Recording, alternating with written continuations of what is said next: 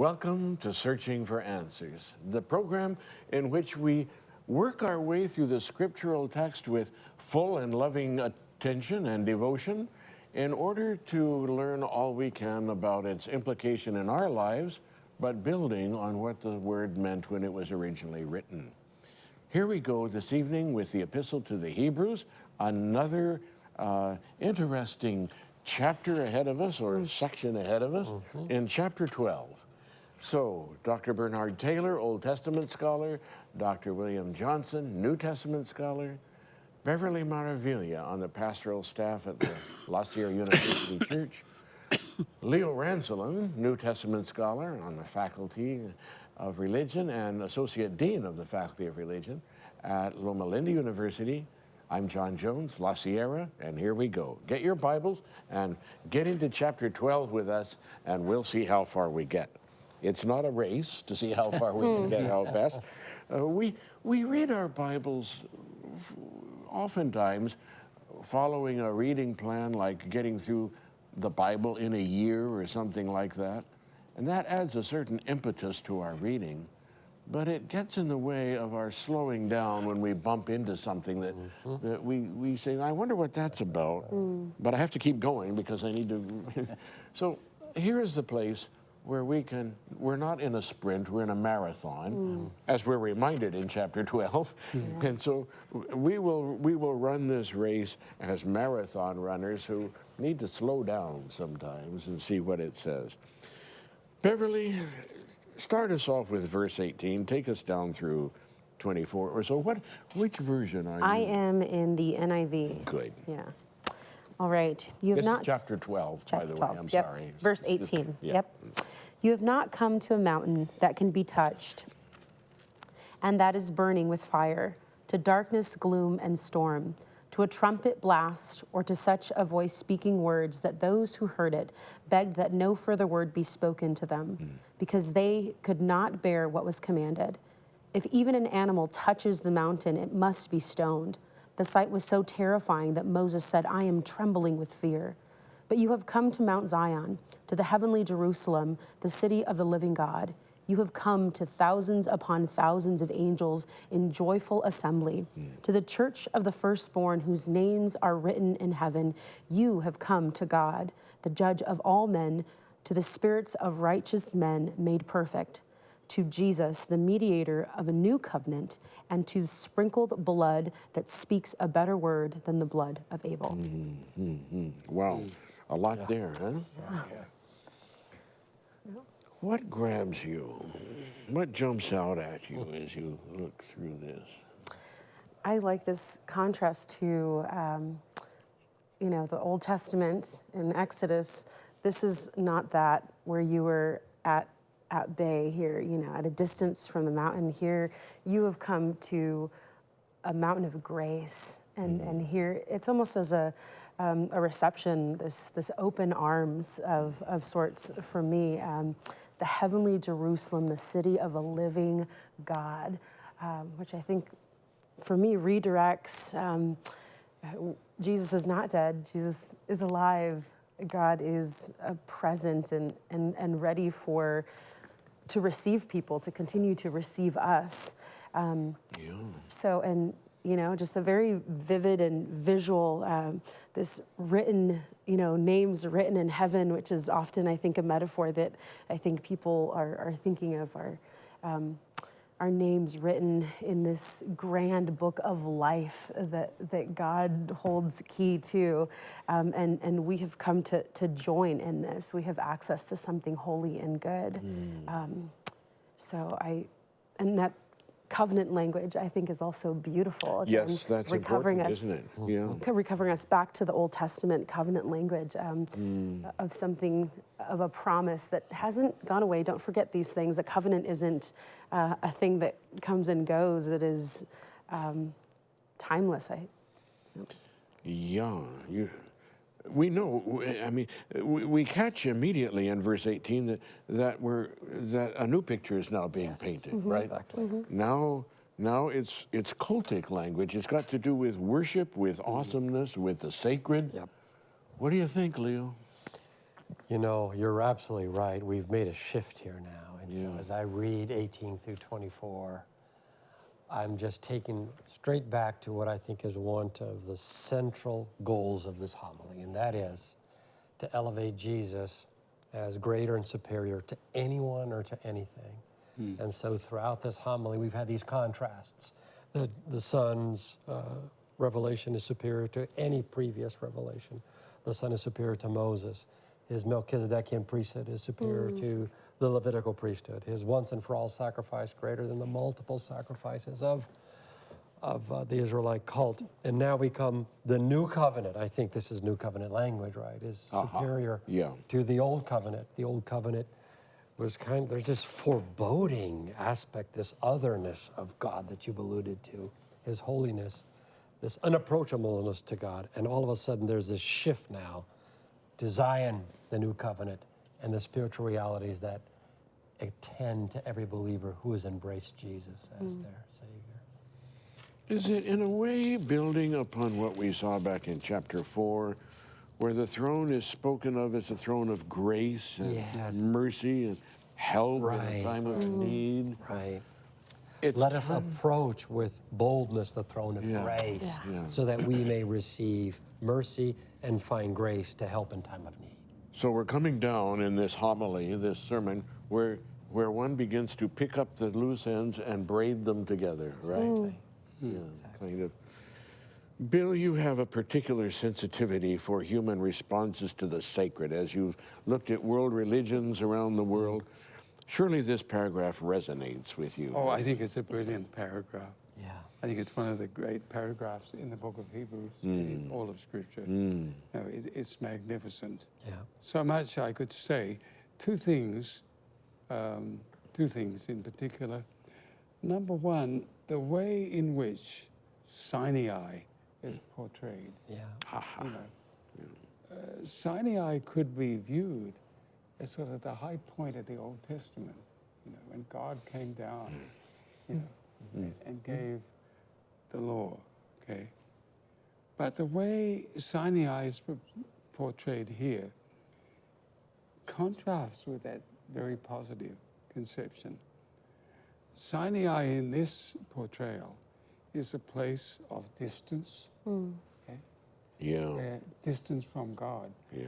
People ask to pull back. They don't want to. And the second thing is they're afraid. Moses says, I'm exceedingly afraid and trembling. Right. See? So it is an interesting portrayal of Sinai indeed. Okay? In contrast to what follows, the second part, you've come to Mount Zion, okay? And in this place, God is near, okay? Yeah. God is close. You have come. You're not at a distance, you've come. And it is a place of grace, okay? A place of hope, a place of peace. So, Two mountains are contrasted. two mountains, yeah. And, well, I'll come back to something else. Maybe I'll just mention, we may pick it up later. You know, he says in verse, 22, you have come to the city of the living God. You have come. Ahead in chapter 13, verse 14, he will say, here we have no continuing city, but we seek one to come. What is going on here? Is he contradicting himself? You have come? No, we're looking for one to come. How do we put those together? Well, sort of jumping ahead in a sense, pulling in chapter 13. I think, again, you see it in sharp lines, this idea of the already and the not yet. Okay? Already, through the cultic language, through the sacrifice and death and high priestly ministry of Jesus, we have access to the very presence of God by faith. Okay?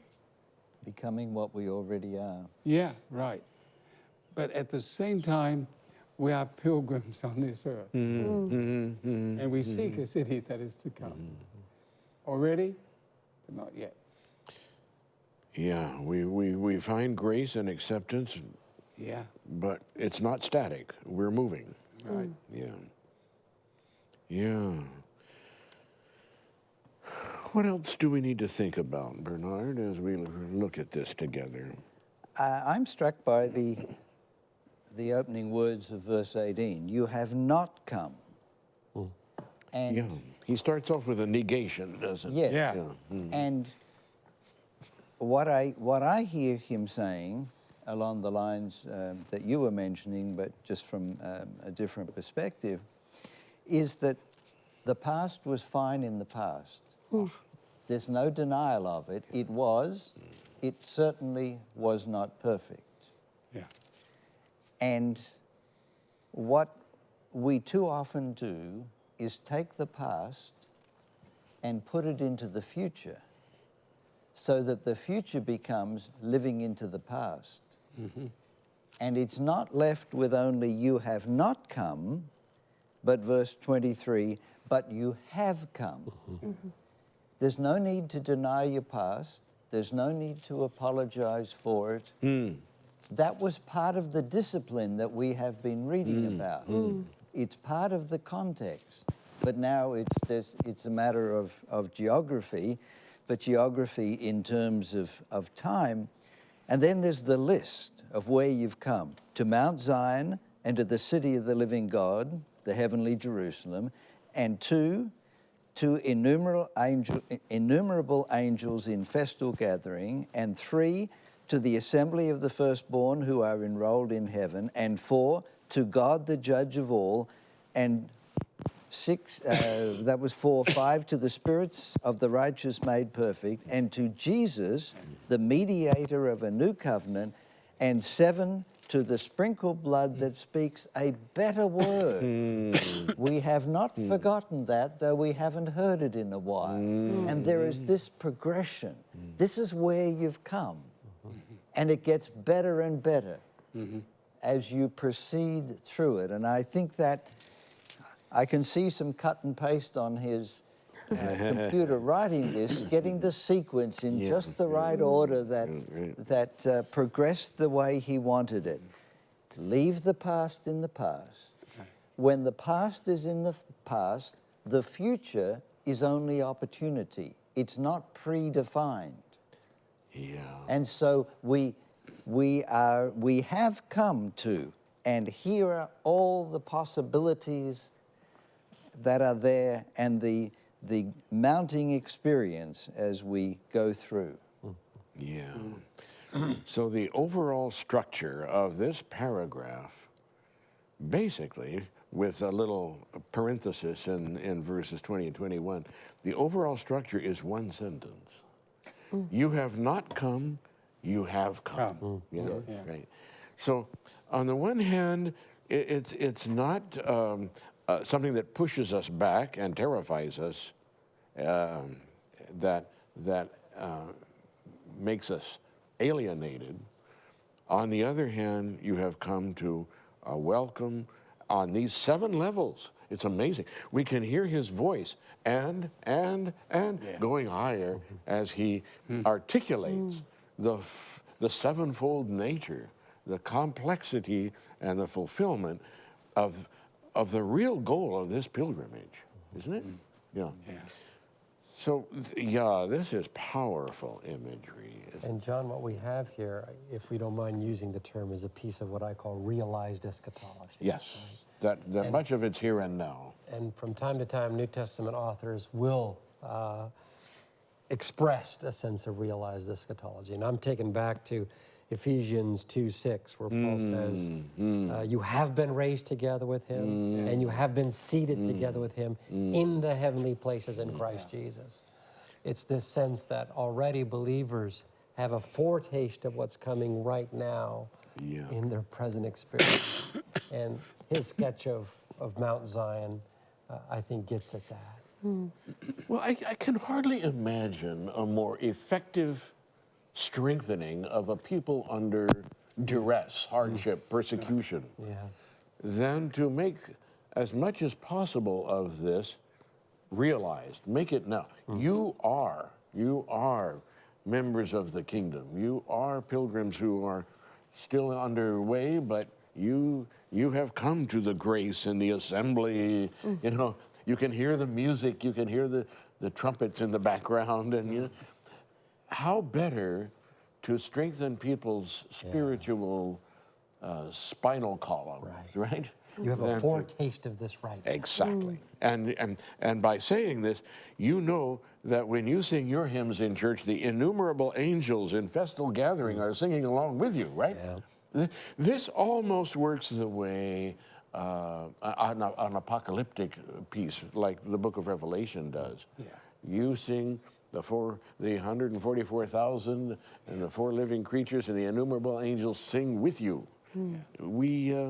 We recognize that this has to do with drawing from the liturgy of the church worship service, but not echoing that which was terrifying. It was awesome, but awesome in a terrifying way in the Old Testament. Now it is awesome, but awesome in a joyous and celebratory, festive way. Isn't that neat? And John, perhaps what more powerful argument could be made to an audience of Jewish Christians tempted to go back perhaps to Judaism? And here, as Dr. Johnson alluded to, they may well have thought of Mount Sinai as perhaps the pinnacle of, or one of the preeminent expressions of their faith. And look how he has painted that in comparison to what they have now. I find it really difficult to express my reaction to it. And this passage just takes me. It's a soaring passage. Yeah.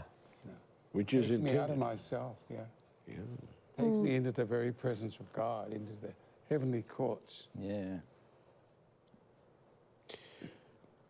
The author does not generally insert himself, herself, into the discourse.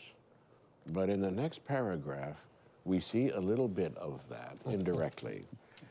Don't refuse the one who is speaking, you know, right now, here in this sermon, As so often we find in this letter, in this sermon. Yes. You know, the mood just shifts.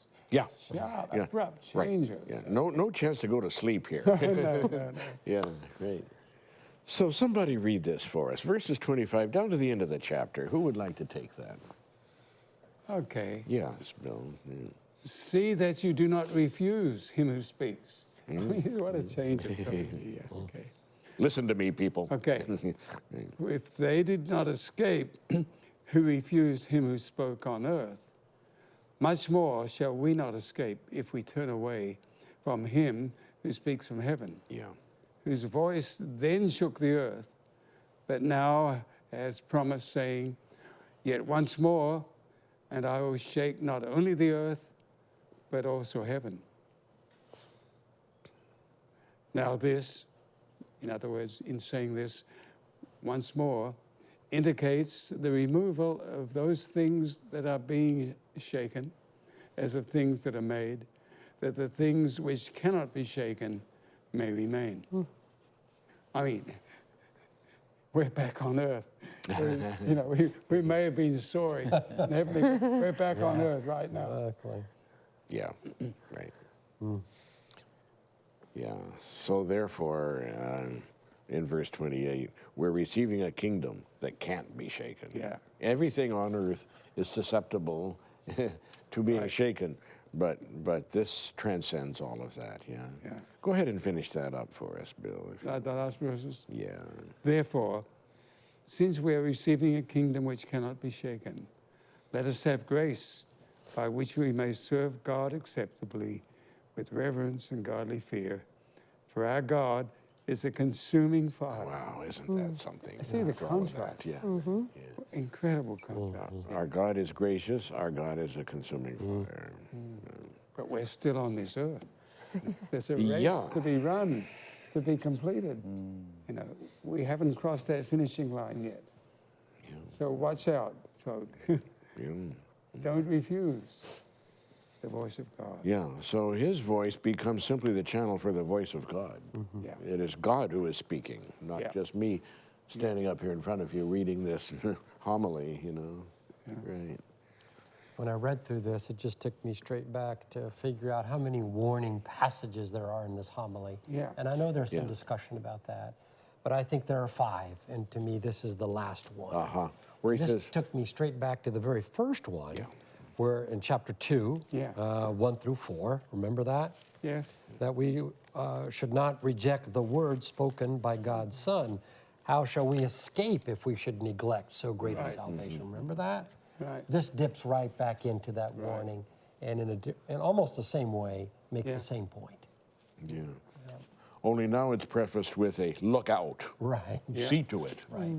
Now, And that aspect that he loves, the lesser to the greater, is also played out through here. Yeah. Look, if those didn't escape, who didn't heed the warning on earth, whoa, you surely will not escape the warning that comes from God in heaven. what do you think, Bev? I'm with you. I'm with you. I think that it's kind of, for me, it's a reminder. It's kind of like you were saying. It kind of jolts us back. Now you're back on earth. Kind of going back to what we were just, the language of this race. Don't forget your discipline. It's going to be good, and there's something beautiful that we're looking forward to, and yet there's a sense of grounding us, but don't forget all of this history that you're a part of. And this language of greater, created greater things, or so just for me, it's thinking even now, what can be shaken, what cannot be shaken.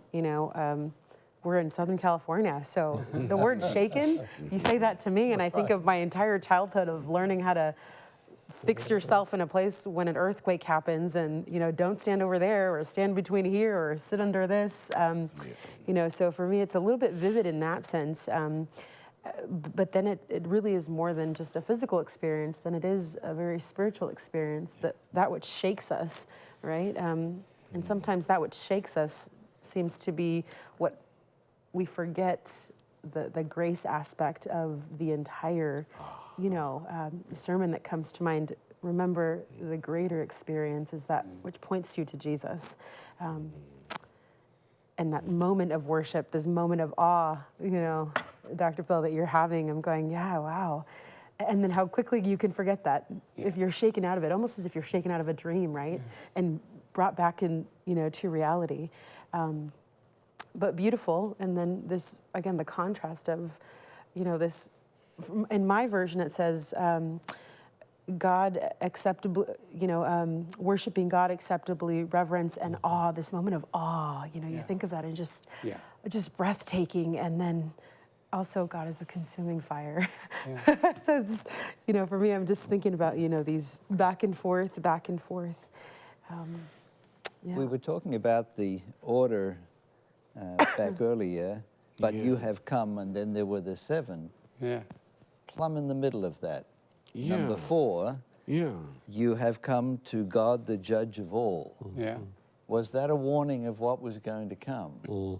That there was a reminder that Yeah. you're facing the judge and there's nothing to fear so long as. Yeah. Yeah. And then we come to